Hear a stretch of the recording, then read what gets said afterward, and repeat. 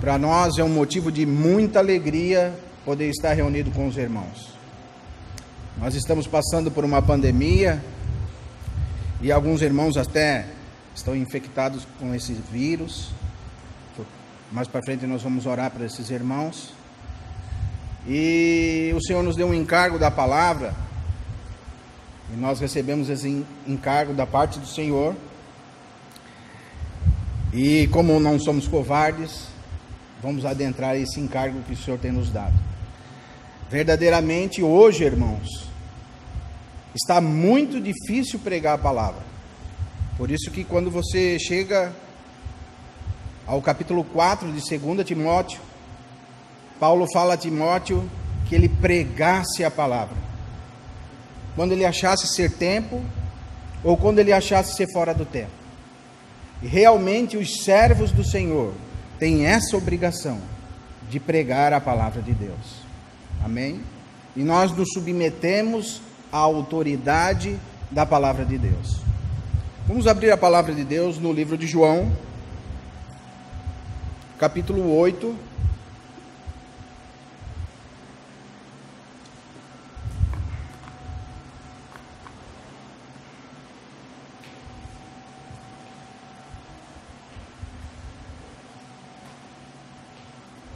Verso 31 diz assim: Disse, pois, Jesus aos judeus que haviam crido nele: Se vós permanecerdes em mim, ou se vós permanecerdes na minha palavra, sois verdadeiramente meus discípulos, e conhecereis a verdade, e a verdade vos libertará. Amém? Se vós permanecerdes na minha palavra. Irmãos, nós temos sido encorajados da parte do Senhor a estar falando sobre a verdade. E não temos como estar entrando nesse assunto sem colocar um pano de fundo para nós todos. Como que nós vamos conhecer a verdade? A palavra diz que a verdade é a palavra de Deus. João 17:17 diz assim: Santificai-vos na verdade, a tua palavra é a verdade. Então, se nós queremos ser edificados e santificados na palavra, nós precisamos ter um pano de fundo. E esse pano de fundo que eu quero colocar para os irmãos é a palavra de Deus. A palavra de Deus é a verdade.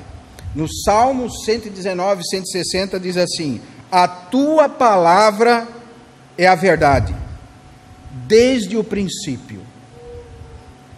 Se nós não termos esse pano de fundo, que a palavra de Deus é a verdade, nós não vamos conseguir conhecer a verdade. E é por isso que a verdade, ela é tão atacada. E é por isso também que a igreja, ela é tão atacada. Por quê? Porque a igreja é o baluarte da verdade. A igreja é a guarda da verdade.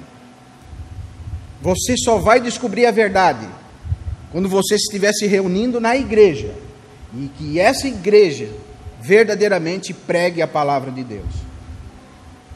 Por isso, em 1 Timóteo capítulo 3, verso 15, Paulo diz: Se eu tardar, vocês precisam ver como vocês andam na igreja do Deus vivo, que é uma coluna e um baluarte da verdade. E como então, irmãos, nós vamos descobrir se nós estamos andando com os pés firmes na verdade, ou se nós estamos sendo enganados por uma falsa doutrina, por um falso evangelho, ou por um outro Cristo? Porque no capítulo 4 de 2 Timóteo, Paulo continua dizendo: Porque virá um tempo em que com coceira nos ouvidos não darão mais valor à sã doutrina, mas cercar-se-ão de falsos mestres, ou acreditarão em fábulas. Veja, irmão,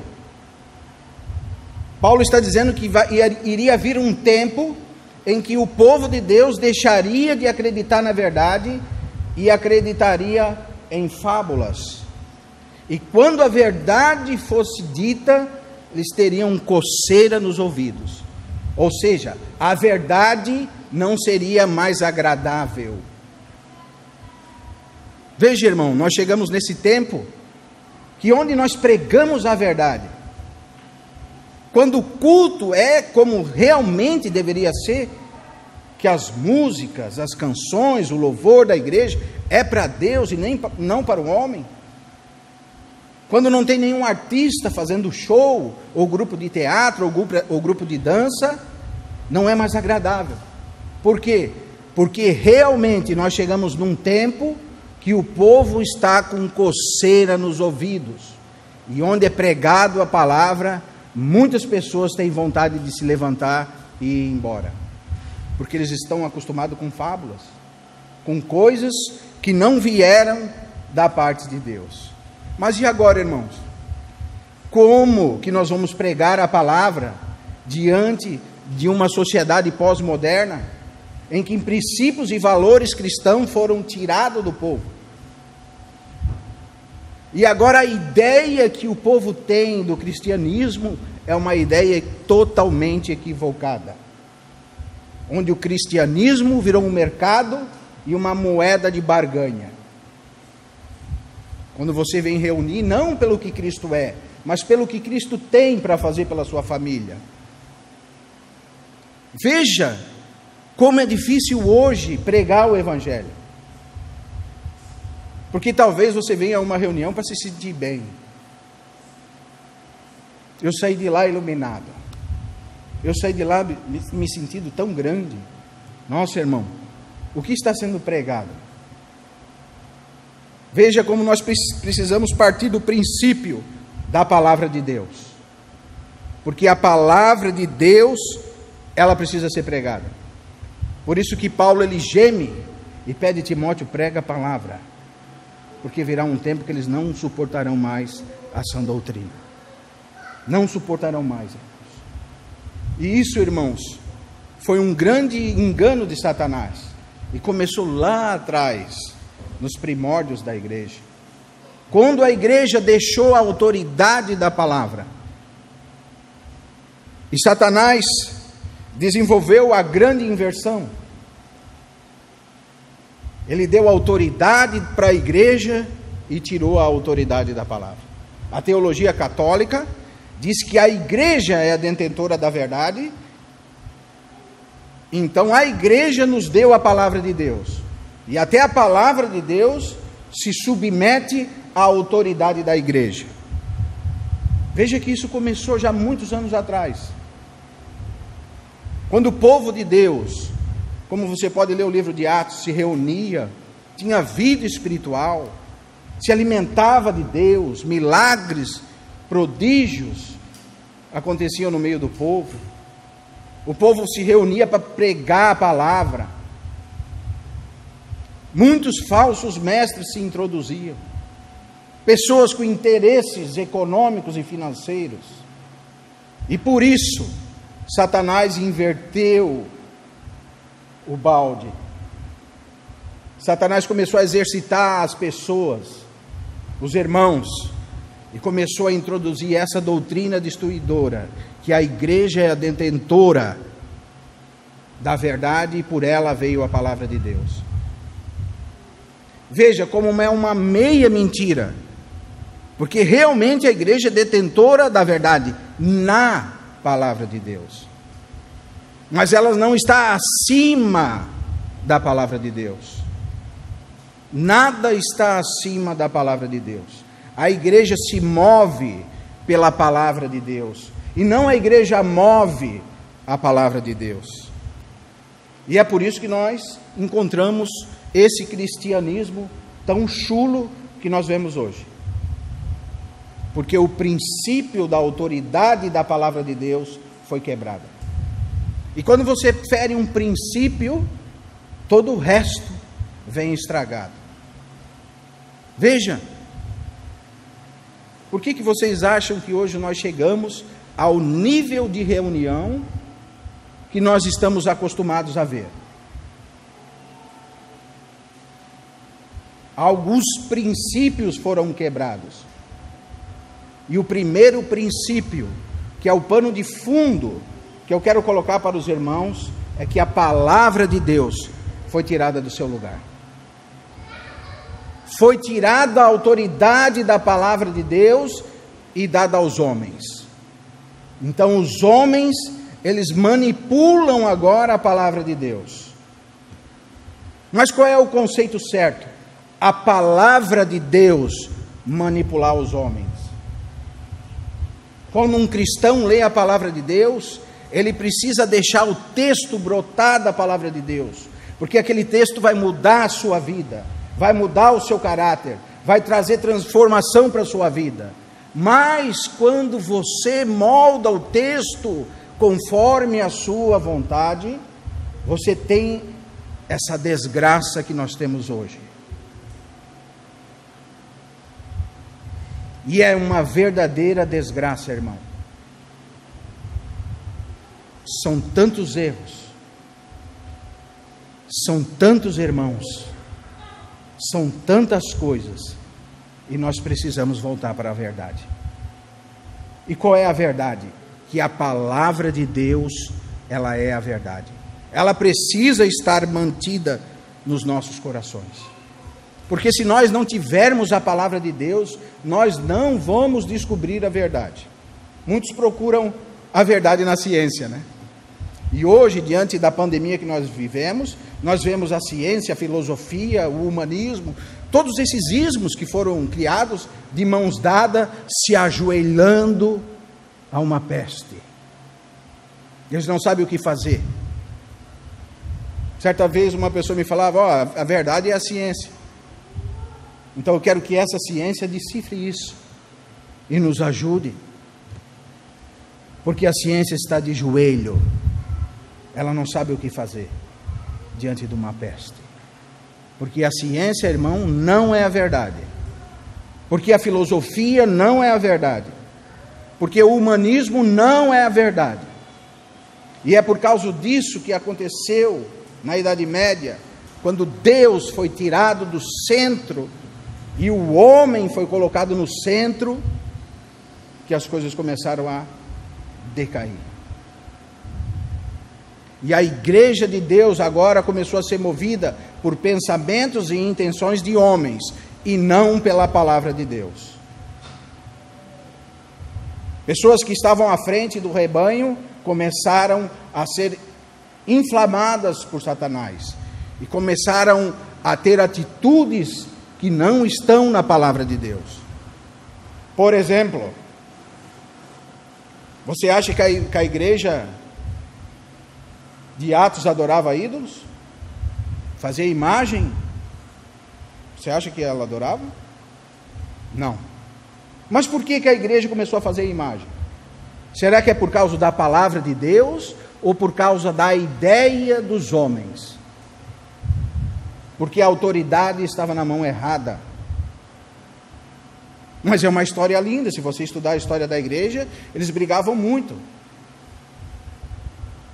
Porque os irmãos que eram de Roma, eles diziam assim: nossa, essa imagem está ali do irmão, mas é só para nós lembrar dele. Isso não tem nada a ver, só está ali para eu lembrar. É só uma lembrança de Pedro que está ali, que ele está na reunião conosco. Isso é muito lindo. É muito maravilhoso ter a imagem dos irmãos, porque nós lembramos dele, né? Mas os irmãos de Constantinopla, eles brigavam com os irmãos de Roma. Eles diziam, não está certo nós termos imagem. Irmãos, e como o povo de Deus tem sido enganado, porque a autoridade da palavra tem sido tirada do nosso meio. Veja, ninguém tem autoridade fora da palavra. Eu posso dar um exemplo muito franco para você, e muito simples, porque quero ser simples. Ninguém tem autoridade fora da lei. Um juiz não pode usar nenhuma autoridade sem estar na lei. Ele manipula a lei, se ele quiser errar. Mas se ele seguir a lei, ele não erra. E assim é a palavra de Deus. Nós não devemos manipular a palavra de Deus. Nós devemos ser manipulados pela palavra de Deus, ou sermos conformados, como diz lá em Romanos capítulo 12, pela palavra de Deus, porque ela é poderosa para nos mudar. Mas os irmãos, eles começaram a ter muitas ideias, e essa inversão de valores do diabo tira a autoridade da palavra. E você vê os teólogos católicos dizendo: não, a igreja tem a autoridade, porque é a igreja que nos deu a palavra de Deus. Totalmente equivocado. A igreja nasceu por causa da palavra de Deus.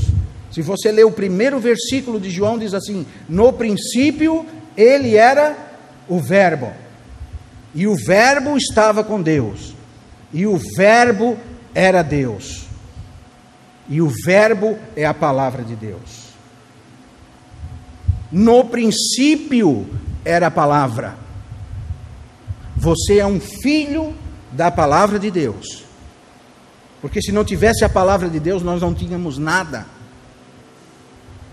Nós seríamos desgarrados. Nós estamos aqui por causa da palavra de Deus. Então, se você vai em algum lugar onde a palavra de Deus é desqualificada, você não deve mais ir nesse lugar.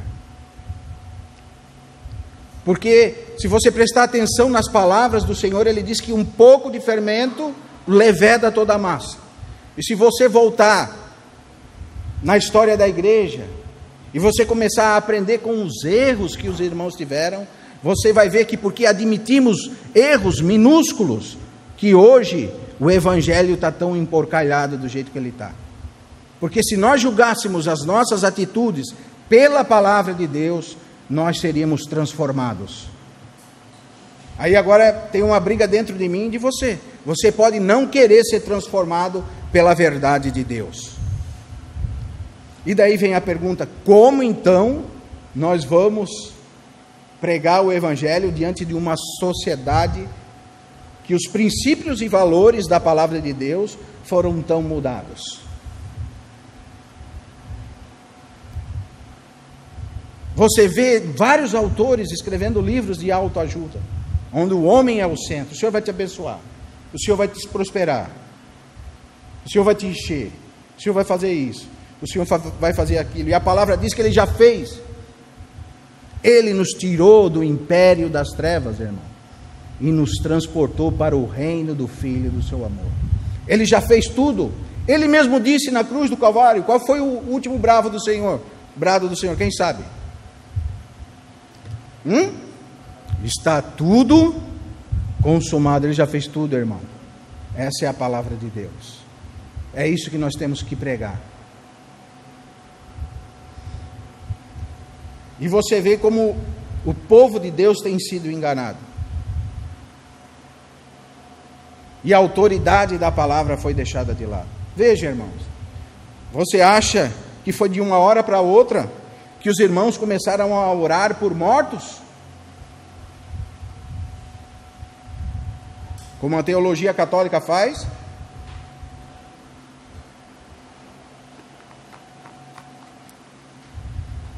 É tão fácil nós julgar eles, né, que estão lá atrás. Mas espera, quando nós tocarmos nos nossos erros, para nós ver como que nós vamos nos sentir. Porque os irmãos oravam para os mortos.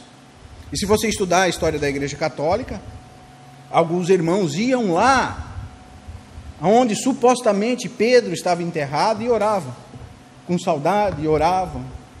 E daí saiu de lá curados. E eu pergunto para você e para mim: nossa, mas ele saiu de lá curado? Irmão, e quem disse que o diabo não pode curar você para o mal?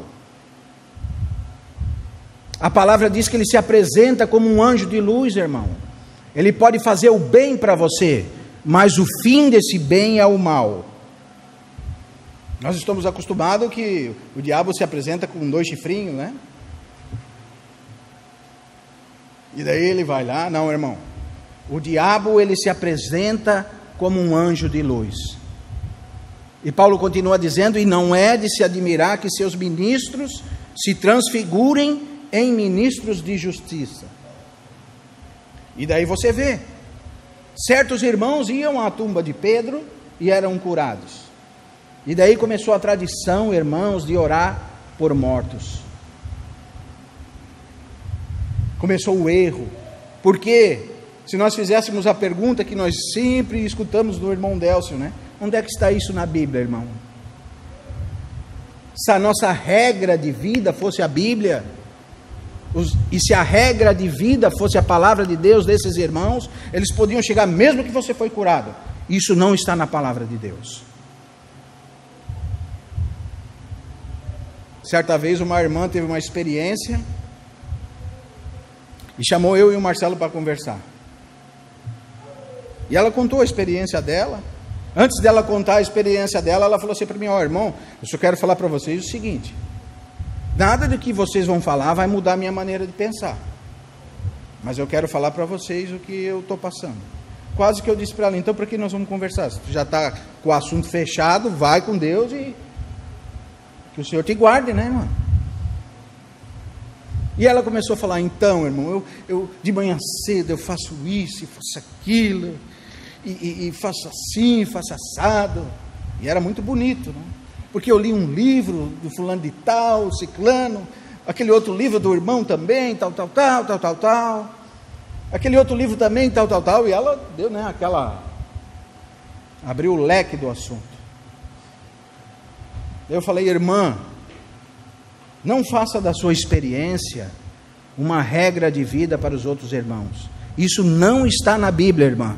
E se não está na Bíblia, nós não vamos praticar. Ainda que para você possa parecer um negócio fantástico, sobrenatural, porque o diabo também é sobrenatural e ele também pode ser fantástico. E é assim que ele tem enganado irmãos após irmãos. Veja, irmão, como o povo de Deus tem sido enganado porque não tem guardado a palavra. Porque a palavra é o nosso pano de fundo, é o fundamento do crente. Quem não tem a palavra não tem nada, é vazio, porque você só tem Cristo por causa da palavra, porque Ele é a palavra. E como crerão se não há quem pregue? Você precisa escutar a palavra, ainda que ela não possa ser agradável aos teus ouvidos, mas é isso que nós necessitamos, da palavra de Deus. E daí você vê os irmãos, né? Tinham começado tão bem com os pais da igreja. Irmãos davam a vida na era dos mártires pela igreja, se sacrificavam, eles viam vida. Eles iam até o fim e não negavam a palavra. Eles citavam a palavra. Nós não podemos fazer isso, porque o Senhor disse isso, porque a palavra de Deus fala isso. Eles tinham um cuidado com a palavra. Os pais da igreja, quando escreviam algumas cartas para os irmãos, eles diziam assim: não vos escrevo mandamento, porque não sou apóstolo. Pelo cuidado que ele tinha de separar a palavra de Deus de uma coisa que ele mesmo ia falar.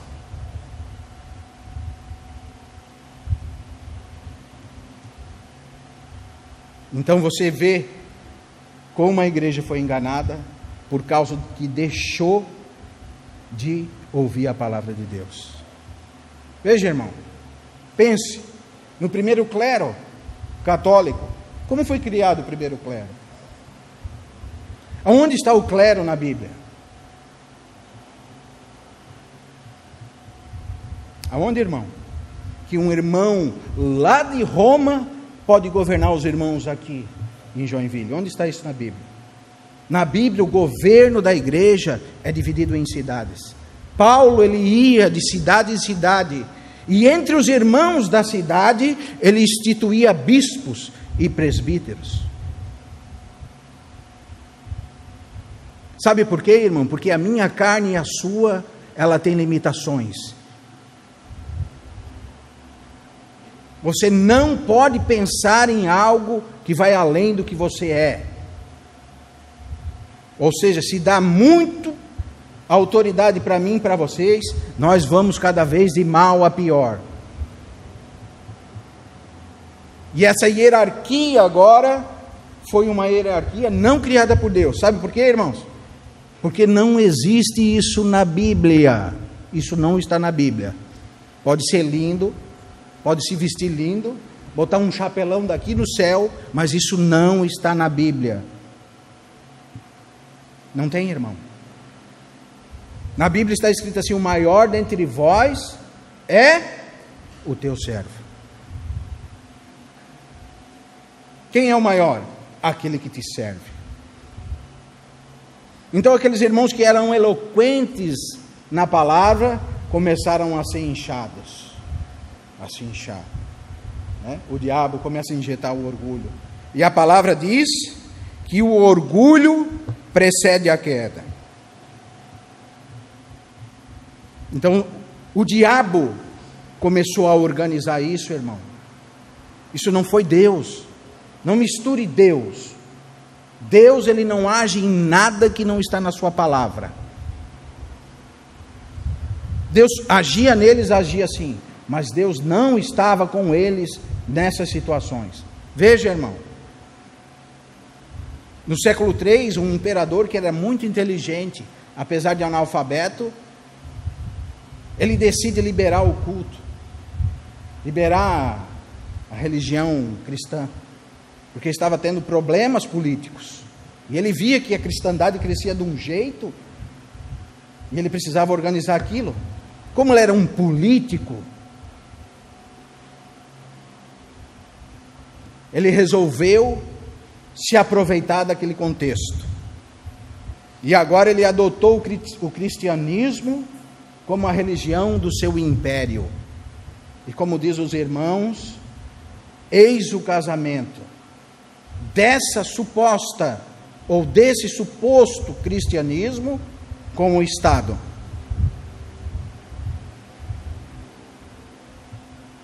Então a igreja, irmãos, quero falar rapidamente para os irmãos, ela virou a organização de maior poder político primeiro e depois religioso. Mas onde é que está isso na Bíblia, irmão? Isso está na Bíblia? Não. Você pode se juntar com um jugo desigual, irmão? Não. Então, o clero está na Bíblia? Não está. Passando mais para frente, irmãos, os irmãos sofreram tanto na mão desse governo de Satanás, porque quando não é Cristo que governa, quem governa, irmão? Satanás. Isso é a verdade. Cristo é o cabeça da igreja. Quando a igreja deixa a autoridade de Cristo, ela passa a ser governada por Satanás, e isso é a verdade. Se Cristo não é o cabeça, você tem outro cabeça, e o cabeça é o diabo. E Deus não tinha nada a ver com isso, porque Ele nunca falou isso. Pelo contrário, se você estuda a vida do Senhor Jesus, você vê que Ele, sendo Deus, Ele em João capítulo 13, Ele se torna o servo menor da casa. E Ele, que podia reivindicar qualquer autoridade e qualquer lugar dentre os irmãos, Ele se tornou o servo de menor qualidade. E foi isso que o Senhor ensinou com a sua vida. Mas agora os irmãos, eles eram escravizados por esse clero. E se você estudar a história da igreja, não somente a história da igreja, qualquer história verdadeira que você vai estudar, você vai ver como a humanidade foi massacrada por essa história. Como o evangelho foi emporcalhado com isso. Foram 800 anos cobrando indulgências. Do século VIII ao século XVI, eles cobravam indulgências. E a indulgência, para ser bem claro com você, é mais ou menos assim: irmão Ricardo, você pecou? Pecou. O que você fez? Fiz isso, fiz aquilo. Então, se você fez isso e aquilo, você agora vai precisar me dar 10 mil reais para você ser perdoado pela igreja. E não somente isso, você esqueceu de uma coisa. O seu pai está sofrendo lá no Hades. Você precisa tirar a alma do seu pai lá do Hades. E o Ricardo como tinha aquilo como verdade, vinha, mas como que eu vou tirar a alma do Hades, do meu pai? Ah, do Hades é mais caro. Do Hades agora vai ter 20 mil para tirar o teu pai do Hades. E assim, irmãos, os homens foram roubados durante 800 anos. E esses erros foram trazidos como verdades. Por quê? Aí você olha, nossa, que erro, né? Mas veja, irmãos, quando alguns princípios e valores são tirados do meio da igreja, como a igreja se torna uma massa de manobra. Olha o perigo de uma sociedade sendo guiada pelo diabo. E não me pergunte, irmão, mas o irmão está dizendo que não existia irmãos lá. Não existia irmãos. Existia irmãos como hoje existem irmãos que pregam a verdade ainda. Que pregam a verdade contra toda essa maré que nós estamos vendo. Que pregam contra essa massa de manobra.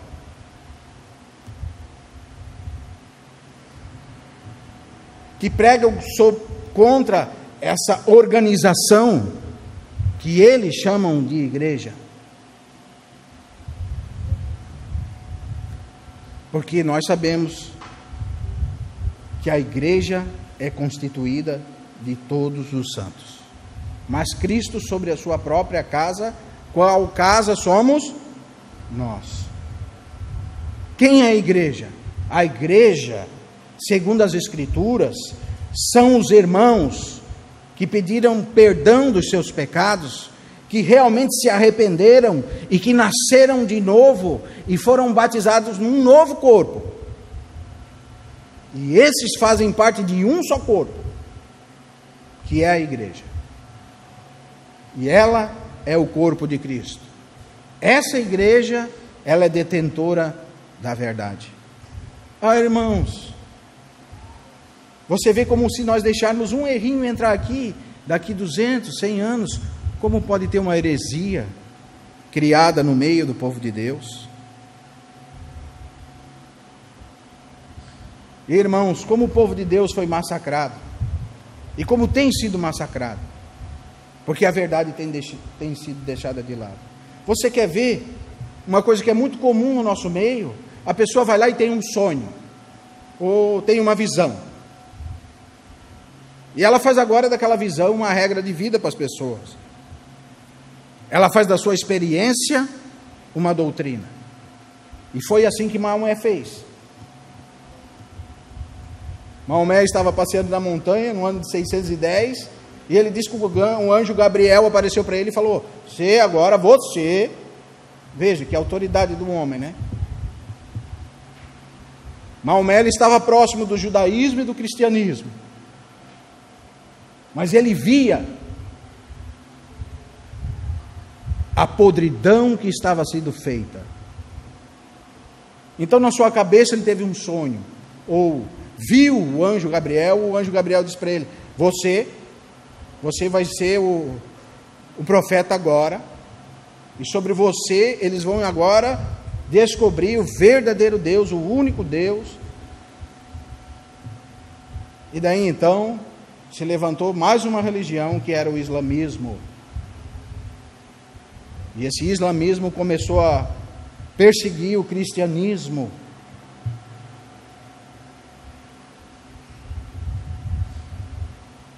E no século X, Constantinopla foi destruída e o islamismo foi operante. Tão operante, irmãos, que lá onde era o templo, em Jerusalém, o que o islamismo fez?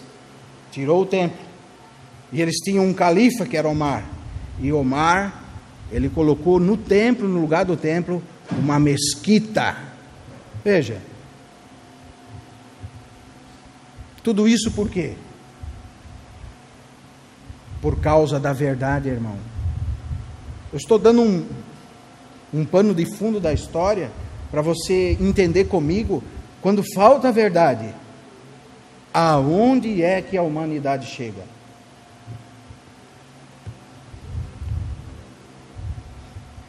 E se nós lermos Gálatas capítulo 1, diz assim, capítulo 1, verso 8, mas ainda que nós mesmos, ou um anjo vindo do céu, vos pregue um outro evangelho que vá além do que nós temos pregado, seja ele anátema.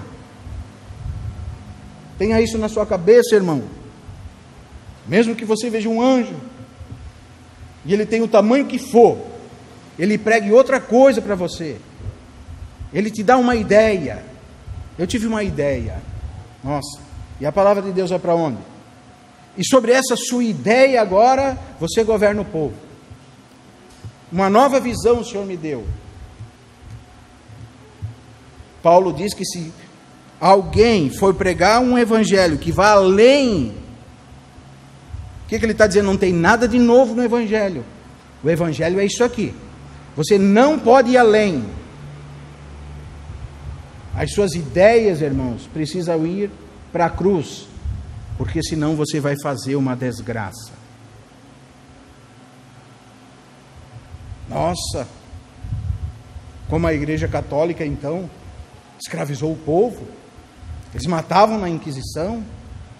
E se você quiser se aprofundar mais, estude a história da igreja, é um assunto muito importante. Aliás, se nós conhecêssemos a nossa história, nós não teríamos errado tanto. Nós teríamos resistido igual Paulo resistiu Pedro face a face. Isso não é de Deus, e isso não está na Bíblia, por isso não o farei. E se você acha isso, você precisa saber que o sistema pastoral está debaixo disso. Que o sistema pastoral é o clero católico disfarçado.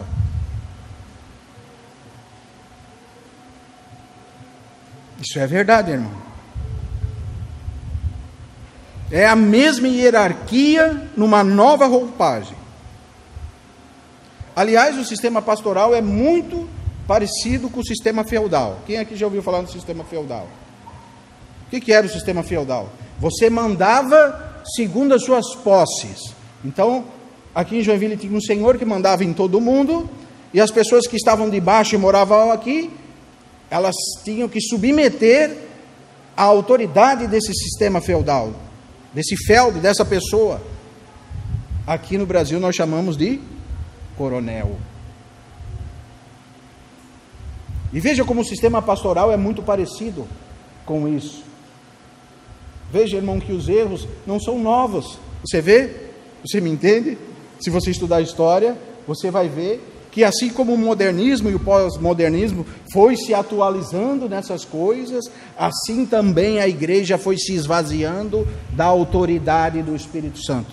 Não a igreja, mas o cristianismo foi deixando a verdade de lado e foi se submetendo a fábulas, a ideologias de homens, a coisas da cabeça dos homens, e foi deixando a verdade de lado. E é por isso que agora vocês veem esses coronéis da fé. Você não vê? Cada denominação tem o seu coroné. E você é obrigado a se submeter à autoridade desse coroné. Porque o coroné ele deixa de ser uma ovelha. Quantas vezes alguns amigos meus que são pastores chegam para nós e dizem assim: ó, irmão, ovelha gera ovelha. Ué, irmão, mas você deixou de ser uma ovelha, então o que você é?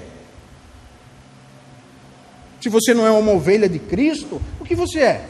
Talvez você se transformou num lobo, em pele de ovelha, mas lobo.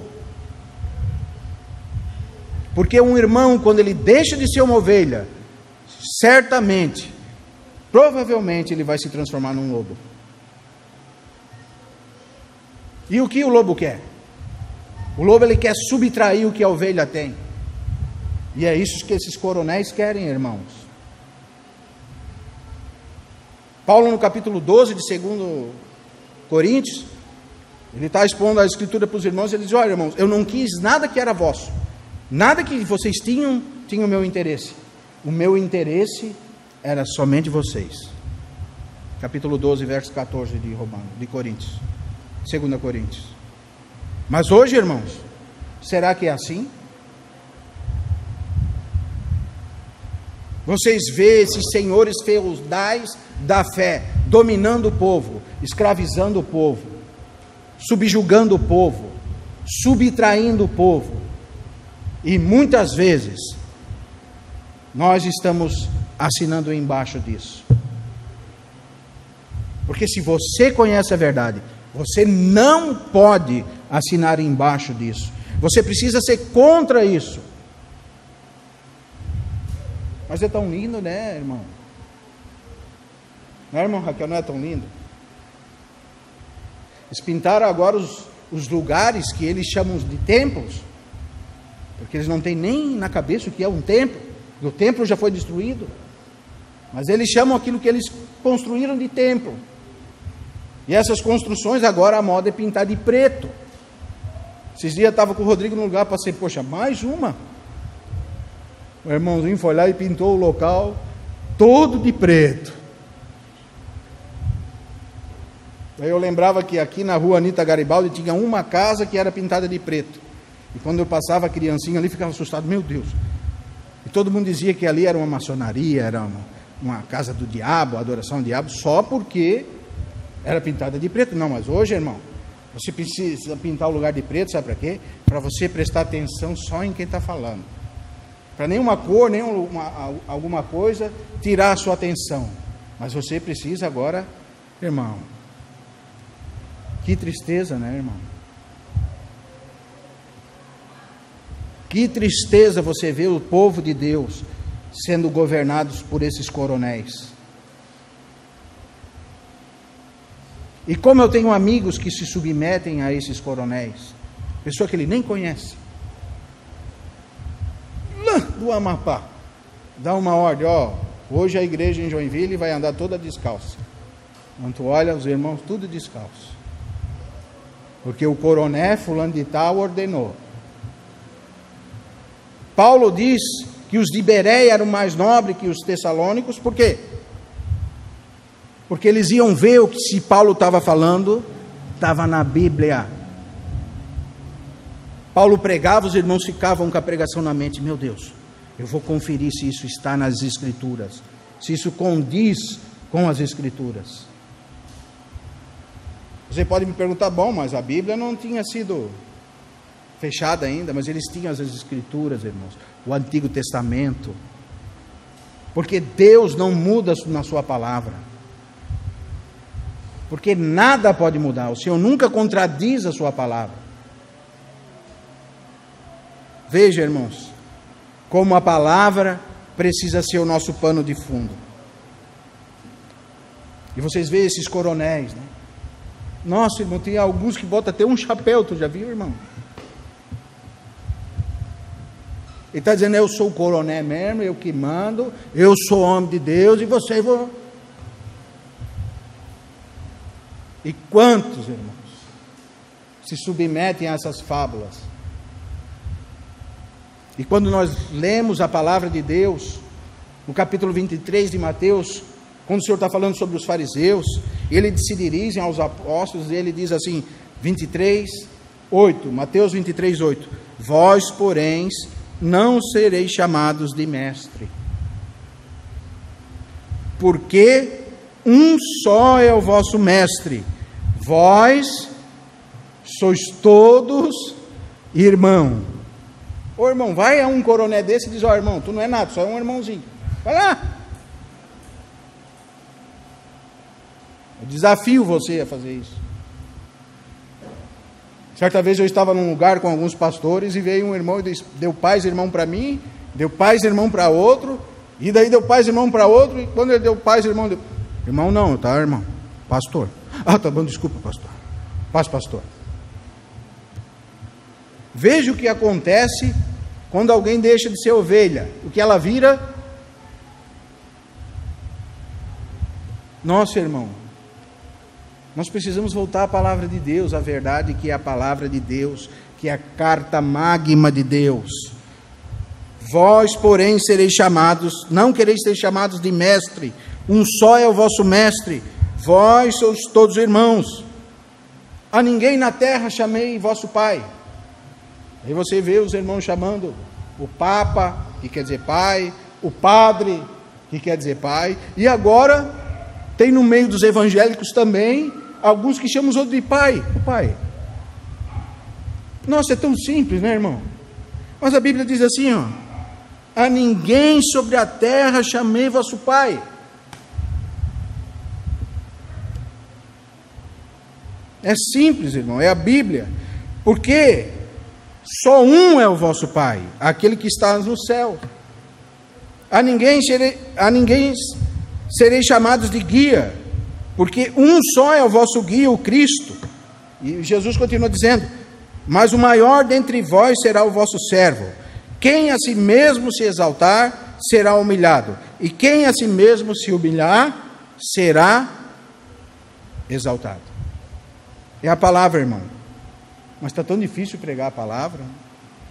Mas é uma responsabilidade minha e sua pregar a palavra. Porque nós estamos nos últimos tempos, irmãos. E são tempos de pouca força, em quem prega a palavra de Deus vai ser perseguido. São muitas vozes. Hoje não existe verdade, eles querem destruir a verdade. Eles dizem que a verdade é um ponto de vista. Ah, não é, irmão. A verdade é a palavra de Deus. O senhor não quer saber do nosso ponto de vista? Ah, mas eu enxergo assim. Ah, irmão, você enxerga assim? Como você enxerga esse texto? 2 Pedro, capítulo 2, verso 1. Pedro, cheio do Espírito Santo, escreve à igreja e diz assim: assim como no meio do povo surgiram falsos profetas, assim também haverá entre vós falsos mestres, dos quais introduzirão dissimuladamente heresias destruidoras. Introduzirão dissimuladamente heresias destruidoras, até o ponto de negarem o soberano Senhor que os resgatou, trazendo sobre si repentina destruição. Aí veja que Pedro continua dizendo, verso 2: muitos seguirão as suas práticas libertinas, e por causa deles será difamado o caminho da verdade. Parece que Pedro, ele está no nosso meio hoje pregando para nós, né? Porque é exatamente isso que está acontecendo. Muitos têm seguido essas práticas libertinas, e por causa destes será difamado o caminho da verdade. Porque você acha que o dinheiro está ligado no evangelho hoje? Quando você fala que é um cristão, a pessoa já... opa, dinheiro. Por quê? Porque o caminho da verdade foi difamado por causa destes. E não se engane, irmão, eles não são indoutos. Pedro diz que são falsos mestres. Eles não são irmãozinho que não sabe nem falar, são mestres. E eles vão introduzir dissimuladamente heresias destruidoras. Muitos seguirão as suas práticas. Veja o verso 3: também movidos por avareza farão comércio de vós com palavras fictícias.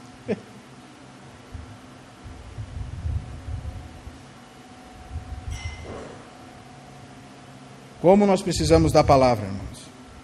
Veja, por isso que o Senhor diz assim: se permanecerdes na minha palavra. Você lembra que nós lemos lá primeiro? Jesus chega para os judeus que creram nele e diz assim: se vocês permanecerdes na minha palavra, então sereis meus discípulos, e conhecereis a verdade, e a verdade vos libertará.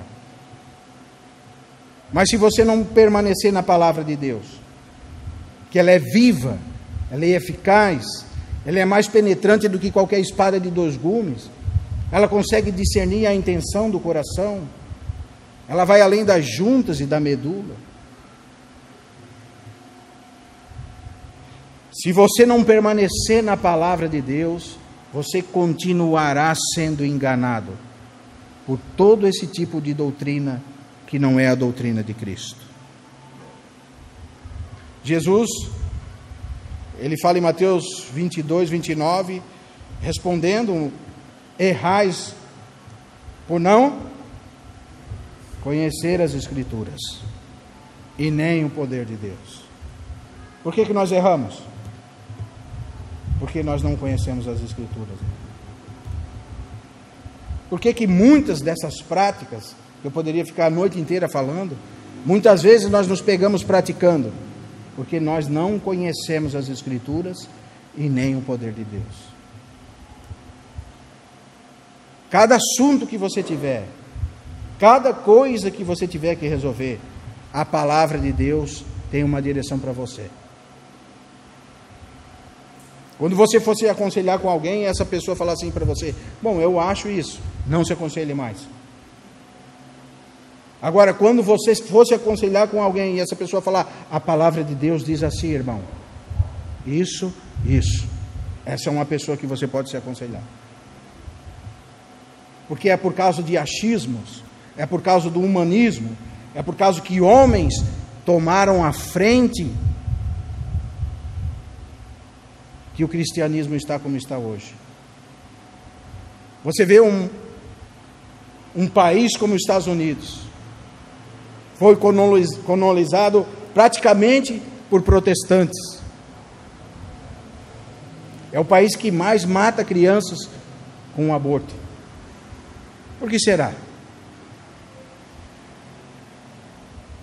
Será que o evangelho está sendo pregado corretamente? O Brasil, na década de 80, eu falava para os irmãos, 85% do Brasil, do povo brasileiro, era católico, e 15% era de outras religiões. Hoje, 35% dos brasileiros se dizem evangélicos.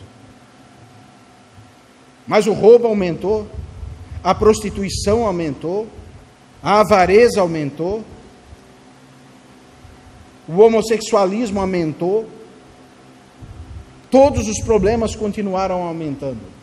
Será que esse evangelho que tem sido pregado é verdadeiramente o evangelho de Cristo? Ou é um evangelho com acrescentações, ou com opiniões?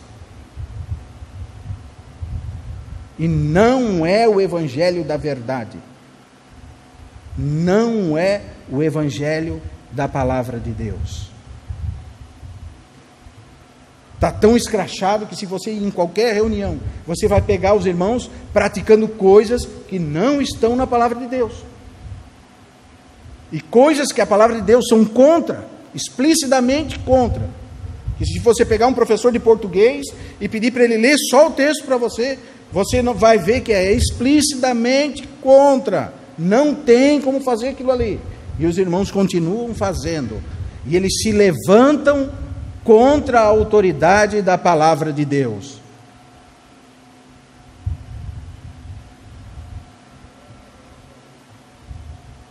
Segunda Crônicas, capítulo 7. Vamos ler lá, irmão.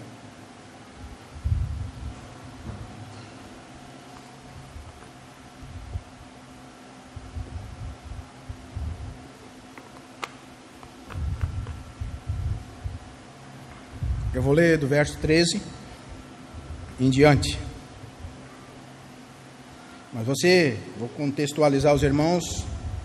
Salomão acabou a casa do Senhor e a casa do rei. E de noite o Senhor aparece a Salomão e diz: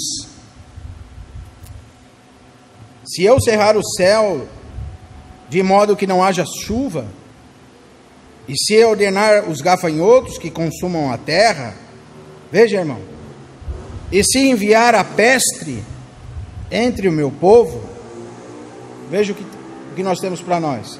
Se o meu povo, que se chama pelo meu nome, se humilhar e orar, e me buscar e se converter dos seus caminhos maus, então eu ouvirei dos céus, perdoarei os seus pecados e sararei a sua terra. Apocalipse,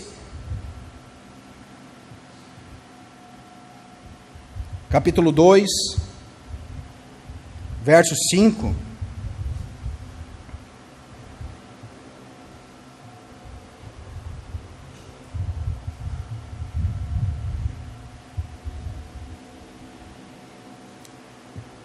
Você vê a carta da igreja a Éfeso, que quer dizer primeiro amor. E nós temos uma repreensão do Senhor que diz assim: tenho, porém, contra ti que abandonastes o teu primeiro amor. Verso 4. Lembra-te, pois, de onde caíste. Aonde é que nós temos errado, irmão? Veja a demonstração do Senhor. Aonde nós temos errado? O que nós estamos praticando?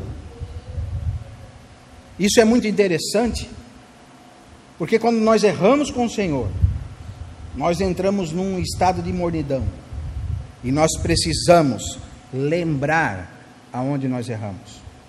O que você tem feito e tem te afastado do Senhor?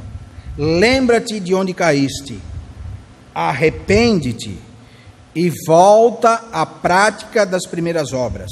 Veja, é uma carta à igreja, não é coisa para ímpio, irmão. Isso aqui é para a igreja. E o Senhor diz à igreja assim, ó: lembra-te, pois, de onde caíste. Arrepende-te e volta às primeiras práticas. Qual era a primeira prática da igreja?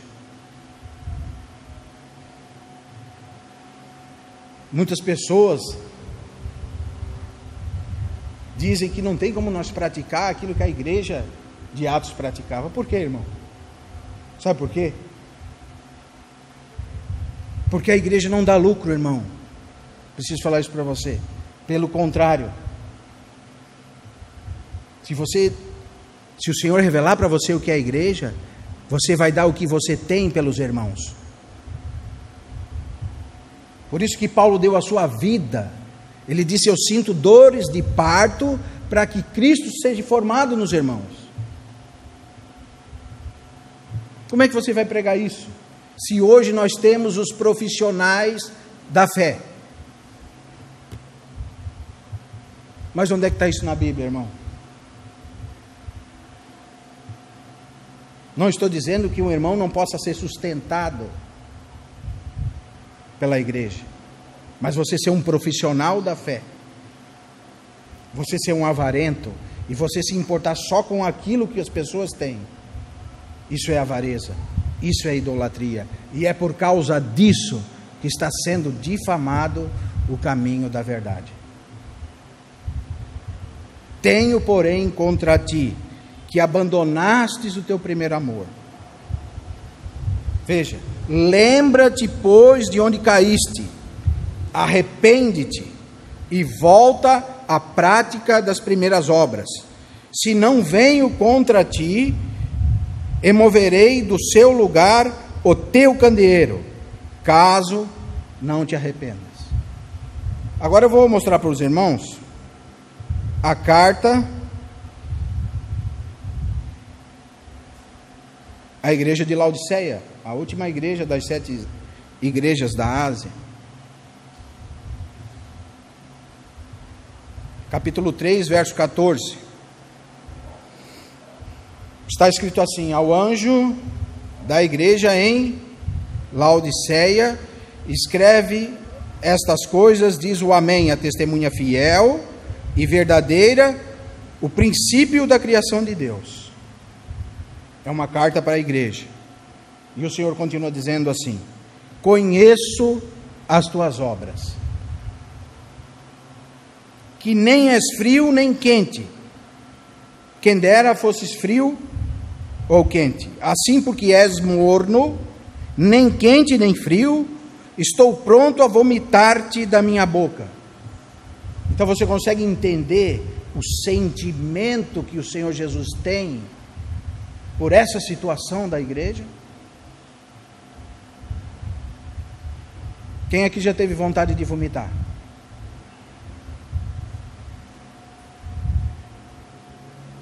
Esse é o sentimento que o Senhor Jesus tem por essa situação aqui.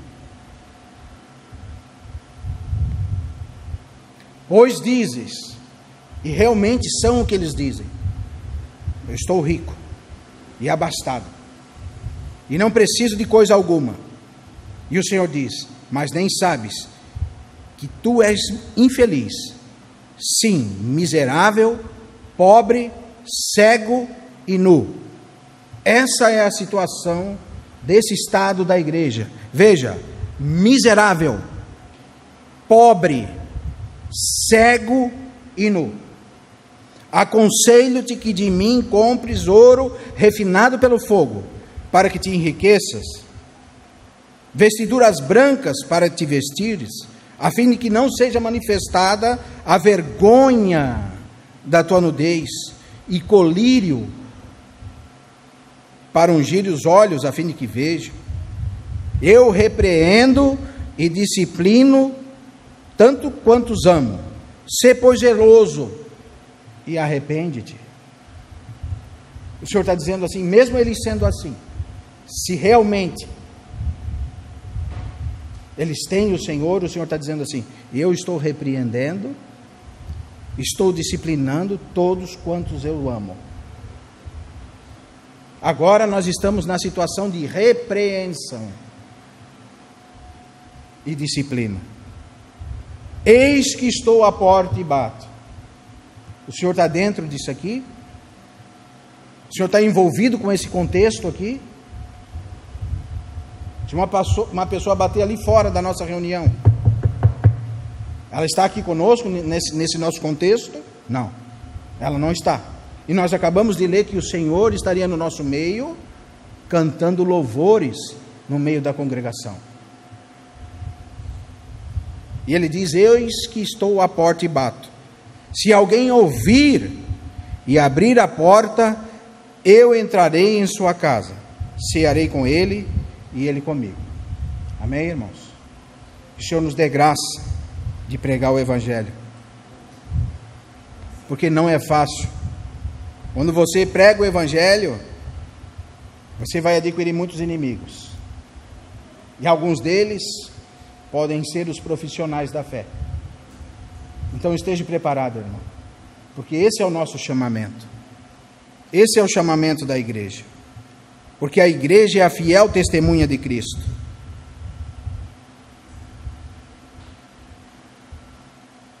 Nós somos as testemunhas do Senhor. Ele espera isso de nós, que nós preguemos o Evangelho a toda criatura.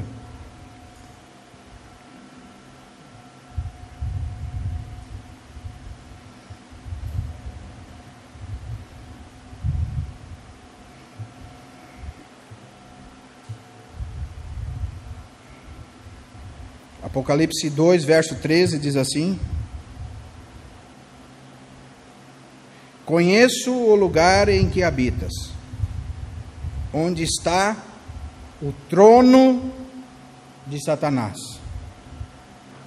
e que conservas o meu nome e não negastes a minha fé, ainda nos dias de Antipas, minha testemunha fiel, o qual foi morto entre vós, onde Satanás habita.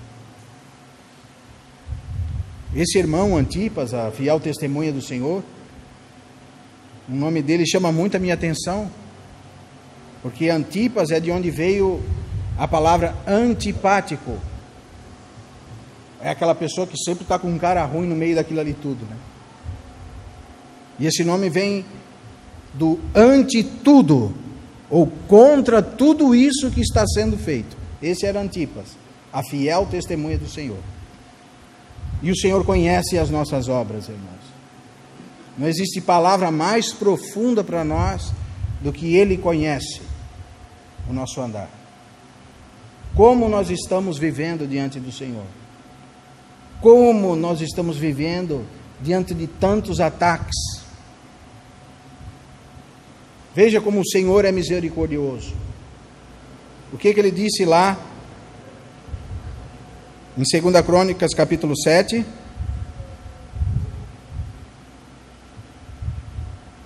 Se o meu povo, que se chama pelo meu nome, se humilhar, orar, e me buscar e se converter dos seus caminhos maus, então eu ouvirei dos céus, perdoarei os seus pecados e sararei a sua terra. Proclamamos, Deus, tua palavra,